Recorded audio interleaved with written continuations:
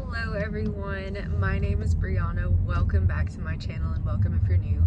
Today I wanted to share something that just came to my mind while I was at church. I'm stuck in traffic right now. I'm going 5 miles an hour, so I thought I would make this video about people not wanting to see you as a new version of yourself, wanting to hold these past versions of yourself against you, and also not understanding the changes that are happening within you and that are starting to show up and manifest in your life.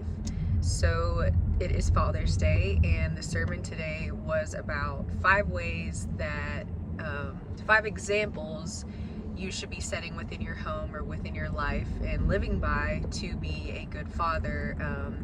I believe the first one was speech. It was about the way you speak, and not only doing it at church or in certain environments, but always speaking in a godly way, in a Christ-like manner.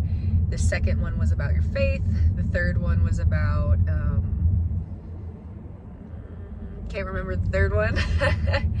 The fourth one was about love and loving properly, and the fifth one was about purity, and this is the one I want to speak about. So I remember having a conversation with my dad about a year, maybe 2 years ago, and I was trying to explain to him how I was trying to work on my purity. I was trying to be pure because at the time I had bought myself a purity ring and made a vow to God that I would not have sex with another man until I was married, that I would wait until marriage, even though I had failed at this previously. I didn't want to do that again. And as I was having this conversation with him, he was just pretty much questioning and kind of gaslighting everything I was saying. And at the time, I thought that when he would question me about these things, that maybe he was right in his questioning, and maybe I didn't know what I was doing, or I was lying to myself about the reality of the situation.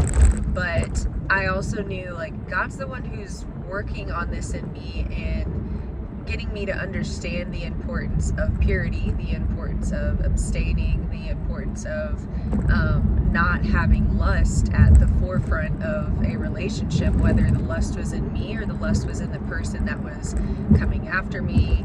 I wouldn't say pursuing me, or yeah, I guess it's pursuing me, but with lustful intentions instead of good intentions. So as I was talking about this, my dad started yelling at me. I was like, Dad, I'm working on my purity. And he yelled at me. He said, purity, purity, purity. And I was like, what the heck? And he was like, you will never be pure, just as I will never be pure again. We are not pure, and we will never be pure until, I think he said, until we die, something like that, something along those lines. I just remember him yelling at me and telling me I would never be pure, and that made me shut down. And looking back on this now, thinking about it in church and on this long drive home, I realized that that was the enemy speaking through him, trying to stop me from committing to God, which would no longer allow the enemy to manipulate me through the men that I was dating, through the environments that I had myself in that were not pure, through the things that I was watching, listening to, the things that I was getting myself into that weren't necessarily bad, but were definitely of the world. And so now, as I think about this, you know, God's restoring in me something that my dad did not protect me from. My innocence was taken as a child, and I lived my entire life up until this last, probably 6 months. There was several times that I worked at this, but never really completed the breakthrough phase and the healing phase. But there are several times that I worked at healing this part of myself that believed that I was impure and unholy, and I was striving to be pure and striving to be holy when God had already declared that I was pure once I had repented for my sin and was washed by the blood of Christ. So I want to say this because a lot of our family systems, friendships, and other systems that we're in, or environments that we're in, will not accept the new version of us. That old version of us is what they're going to hold us to for the rest of our lives, because they have not made those changes that we've made, and they don't understand how we're able to do this. They don't have the understanding of how this might be possible. And although my dad has a spirit of religion that's very heavy in him, he's like a modern day Pharisee, it's very common that even people who do not have any religious or spiritual beliefs, you know, they might not stand in any kind of space, they just do not like and will not allow the new version of you to start taking place in any environment you're in. And what's so important about understanding God is that He might be calling you out of that place. He might be calling you out of that relationship.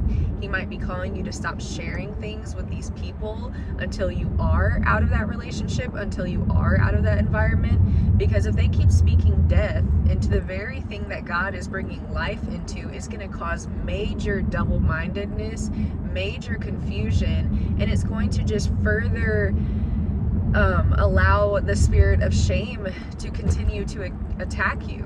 You know, they are walking with unclean spirits in them, and a lot of the times people are offended or upset or angry about the change that you are making, because it's a change that they have not made themselves, and they don't think they're able to make. So I hope that this speaks to any daughter or son who is working on their purity, who is working on changing, who is working on any aspect of themselves, and it is not being accepted in the place that they're in the family that they're in the workplace that they're in, or the friendships, or even the church.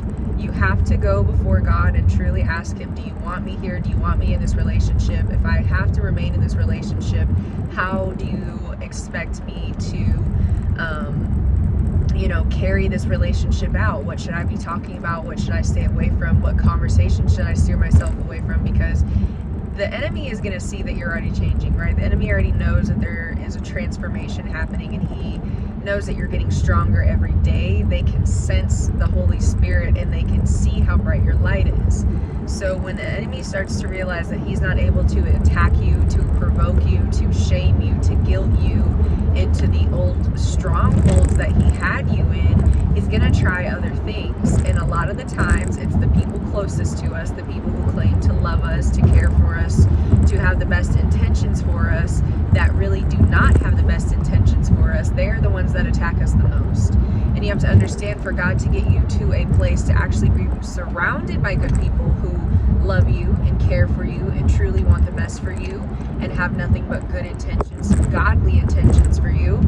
In order to get around those people, you have to win this spiritual battle in the environment you're at, around the people you're around, and to understand that it's not just you fighting this battle, right? It's the Lord. It's already won. God's already won this battle that you're facing, but you have to come into agreement and come into alignment with what it is He's asking you to do, with what it is He is calling you to let go, to release, to take to Him. I've had so many memories like this one about purity, where I've had to take that to the Lord and be like, that really hurt me. You know, I was working on my purity, which is something that as a father, He is supposed to teach me and maintain Himself and set an example of, which He did not. So as I was working on this and He attacked me, it made me feel so much worse, and I ended up going back into old patterns that I might not have gone into had His approach been different, had He had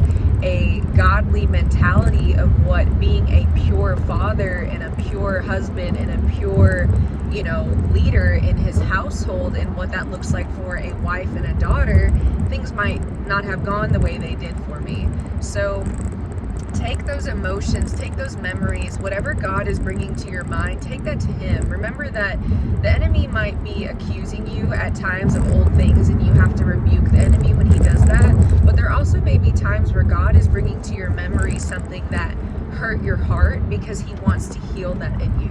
He wants you to know that He was there. He wants you to know that He felt your pain. He wants you to know that He saw every tear that came down from your eye. He saw the frustration. He knew and felt all the things that you were feeling, and He wanted more for you, and He still does.